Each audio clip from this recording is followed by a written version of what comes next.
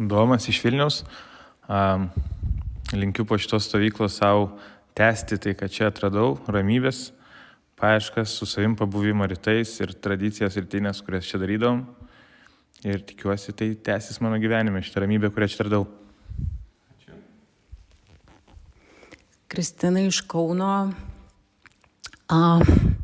Vienas iš pačių geriausių sprendimų for self-love and self-care, nes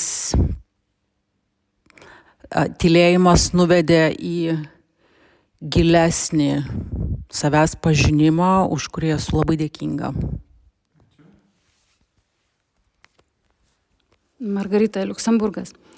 Iš tikrųjų, man šita stovykla buvo kaip reanimacija sielai ir aš dabar esu tokioj būklėj, kurios nė už ką nenoriu paleisti. Tai aš ir noriu savo palinkėti, kad taip jausčiausi ir toliau. Jokūbas, Vilnius.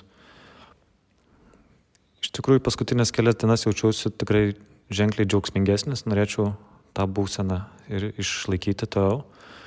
Ir taip pat ieškoti kažkokių panašių kitų praktikų, turbūt to neapleisti.